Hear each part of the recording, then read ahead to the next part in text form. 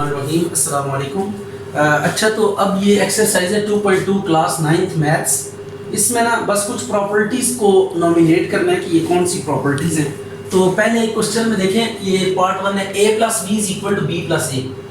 Plus है और order change हो रहा है। तो ऐसी प्रॉपर्टी जिसमें सिर्फ ऑर्डर डिस्टर्ब होता है, ऑपरेशन वही रहता है, इसको क्या कहते हैं? Commutative property. ये लिखेंगे कम्यूटेटिव प्रॉपर्टी। ये एडिशन के ऊपर है तो क्या लिखेंगे? With respect to addition. अब देखिए 3 नंबर से और ब्रैकेट चेंज हो रही है, मल्टीप्लिकेशन है, a × b × c, a × b × c, brackets आगे पीछे हो रही हैं। तो जब 3 नंबर्स में ऑपरेशन सेम हो और ब्रैकेट्स का ऑर्डर चेंज हो रहा हो तो एट दैट केस इस प्रॉपर्टी को एसोसिएटिव प्रॉपर्टी कहते हैं। ये आपके पास है associative property with respect to multiplication, क्योंकि मल्टीप्लिकेशन हो रही है बीच में। उसके बाद 7 1 = 7, 1 को किसी भी नंबर से मल्टीप्लाई करें तो वही नंबर वापस आ जाता है। तो 1 is multiplicative identity. 1 is multiplicative identity. 1 आपके पास क्या है? Multiplicative identity. अब देखिए x > y है या x = y है या x < y है। हमने ये कहा था कि जब भी कोई भी दो रियल नंबर्स लेंगे, 3 में से एक रिलेशनशिप उनमें मस्ट होगा, या तो फर्स्ट वाला नंबर बड़ा होगा या छोटा होगा या फिर दोनों इक्वल होंगे। इस प्रॉपर्टी का नाम था trichotomy property. Trichotomy property of real numbers. उसके बाद है a b = b, order change हो रहा है, मल्टीप्लिकेशन है, तो this is commutative property with respect to multiplication. with respect to multiplication। अब देखिए a + b = b + c = ab। c क्या हो रहा है? दोनों तरफ से कट रहा है एडिशन में, तो ये cancellation property with respect to addition. Cancellation property with respect to addition. ये है cancellation property with respect to addition. दो नंबर्स का सम जब भी 0 आएगा उनको एडिटिव इनवर्सेस कहेंगे। जब भी दो नंबर्स को ऐड करें उनको 0 आए तो एडिटिव इनवर्सेस, और अगर मल्टीप्लाई करें और 1 आए तो मल्टीप्लिकेटिव इनवर्सेस। तो ये ऊपर एडिटिव इनवर्सेस है, एडिटिव इनवर्सेस, और नीचे मल्टीप्लाई होकर 1 आंसर आ रहा है, तो these are multiplicative inverses. Multiplicative inverses.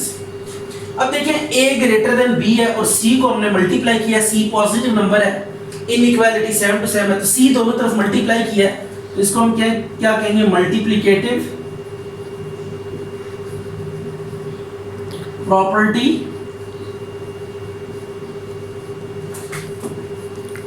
For inequalities.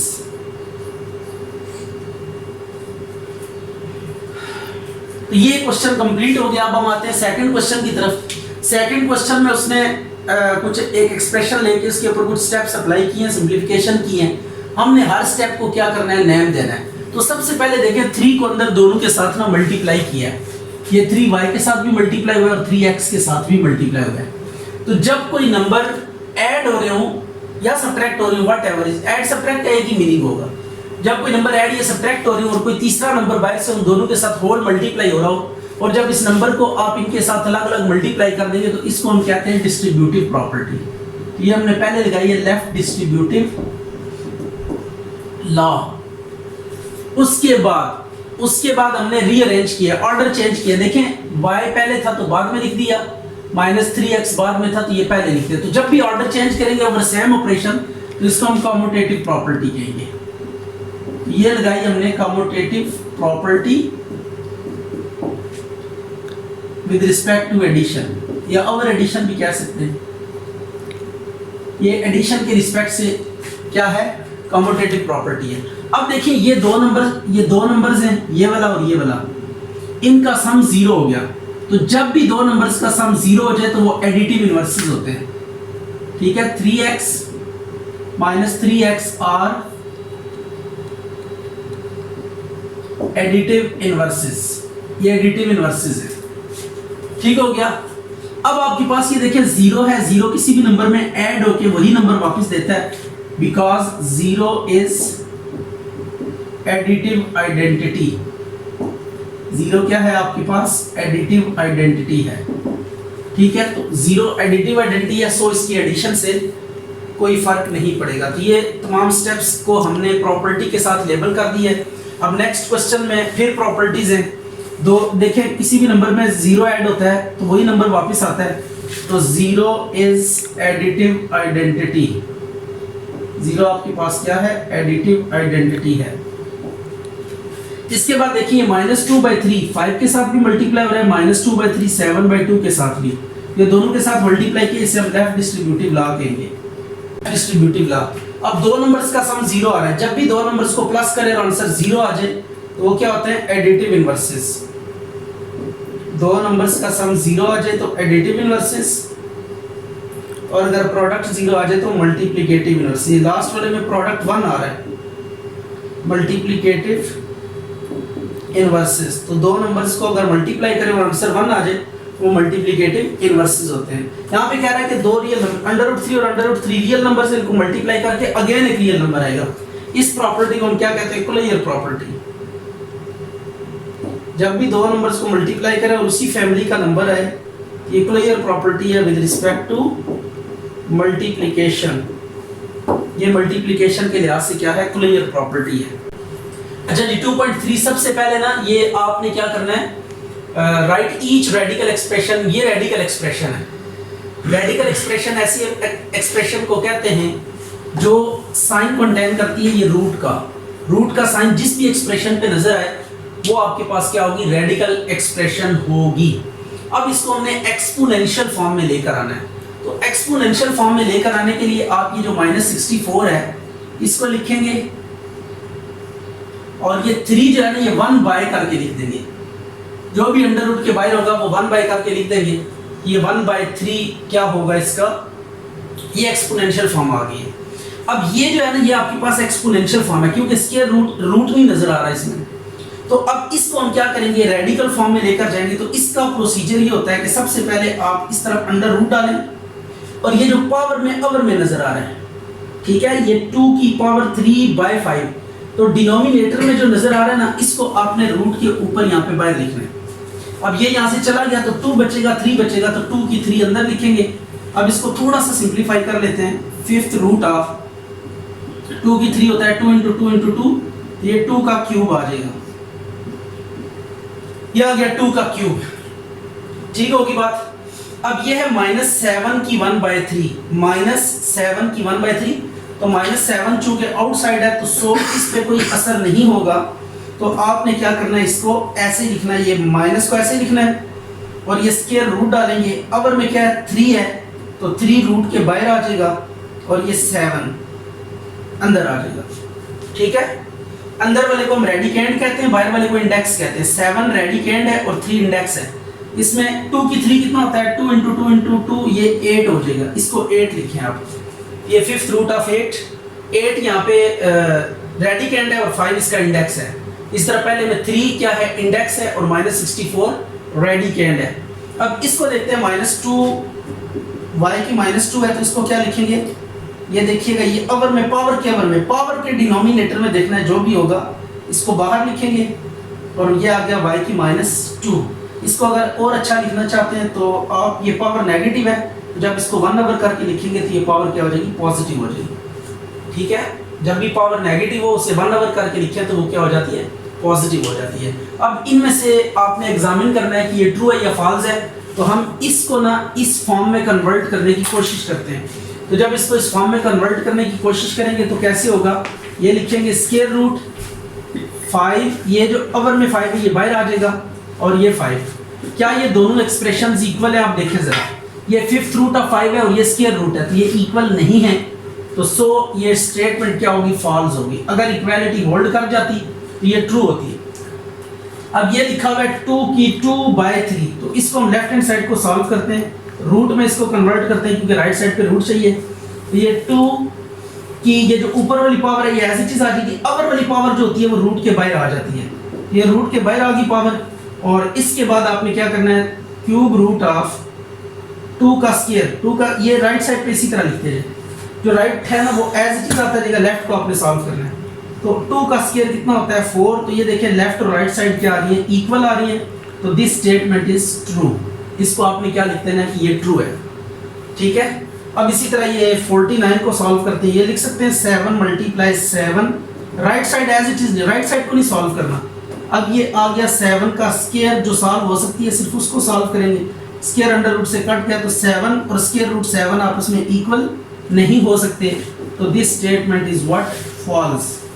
And the last one is cube root of, इसमें भी लेफ्ट साइड को सॉल्व करते हैं, पहले इसको एक्सपोनेंशियल फॉर्म में लेकर जाते हैं, या आगे 1/3 is equal to x cube, power के साथ क्या होगी, मल्टीप्लाई होगी, 27/3 आ जाएगा, is equal to x cube, 3 9s are 27, तो x की 9 is not equal to x की 3।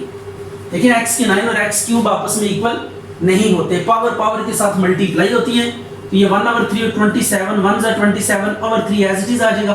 फिर कटिंग करेंगे 9 के टेबल से, तो x 3 के टेबल से x की पावर 9 और इक्वल क्या आ रहा है x क्यूब, तो ये इक्वल नहीं है, तो this statement is again false. ये फॉल्स स्टेटमेंट और राइट स्टेटमेंट कैसे लेकर आएंगे, इसको इस तरीके से आपने क्या करना है, सिंपलीफाई करना है। एक साइड को लेके सिंपलीफाई करेंगे और दूसरे के इक्वल लाने की कोशिश करेंगे। अच्छा, इस क्वेश्चन को आपने सिंपलीफाई करना है, तो सिंपलीफाई करने के लिए इसको क्या लिखेंगे, -125 की पावर 1/3। अब इसमें ना इस ऊपर वाली पावर को देखेंगे, ये 1 ऑड है ना, अगर 1 ऑड है तो ये माइनस होगा ना, ये बाहर आ जाएगा। पहले ये रेडिकल साइन के साथ है, तो हमने ये जो 3 है इसको 1/3 करके पावर बना दिया, रेडिकल साइन को खत्म कर दिया। अब क्या करें, माइनस को बाहर लें, तो ये आ जाएगा 125 की पावर 1/3। इसके बाद आपने करना ही है कि 125 को ब्रेक कर देना है, तो इस पे देखें किसका टेबल जाता है, तो 5 का टेबल जाता है, तो इसको ब्रेक करते जाए अनटिल अनलेस के 1 आ जाए। ये 5 1 जा 5 1 आ गया, तो अब ये कितने 5 आ रहे हैं, इनको मल्टीप्लाई करके इसकी जगह पे पेस्ट कर देंगे। ये 5 × 5 × 5, ये 3 5 है, तो जितने 5 हैं आप 5 एक ही दफा लिख के उतनी पावर बना सकते हैं, तो 3 5 है तो 5 की क्यूब लिख सकते हैं। अब पावर से मल्टीप्लाई होकर कैंसिल हो जाएगी, तो इट वुड बी 5।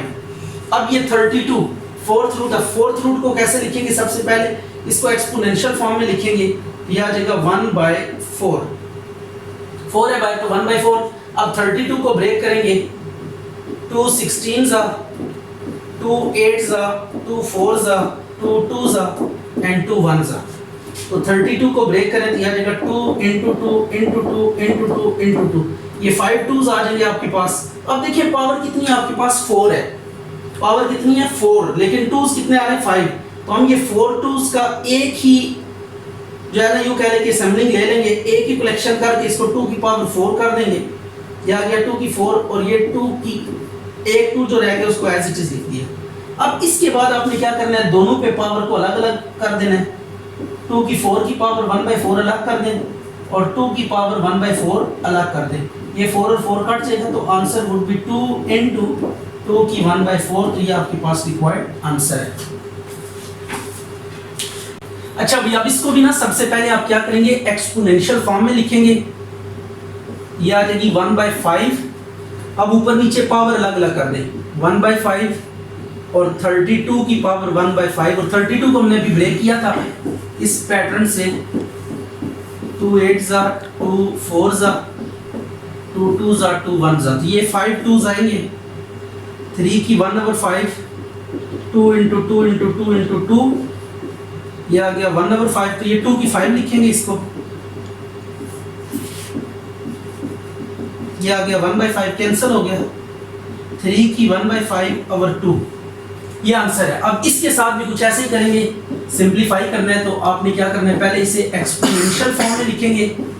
सबसे पहले एक्सपोनेंशियल फॉर्म में लिखा, या पावर 1 है ना, ये 1 ऊपर वाली पावर को देखना है, ऑड है, ऊपर वाली पावर ऑड हो तो माइनस बाहर आ जाता है, इवन हो तो माइनस अंदर ही अब्सॉर्ब हो जाता है, ये आ गया 1/3। अब 8 को भी ब्रेक करें और 27 को भी, तो यह आ जाएगा 2 × 2 × 2, और 27 3 × 3 × 3, तो 2 को क्या लिख सकते हैं, 2 का क्यूब लिख सकते हैं, और 3 का क्यूब 1/3। अब मल्टीप्लाई करें इसको, 2 की 3 × 1/3, 3 की 3 मल्टीप्लाई 1/3, 3 से कट गया तो ये आ जाएगा -2/3। तो ये answer, and exercise is complete.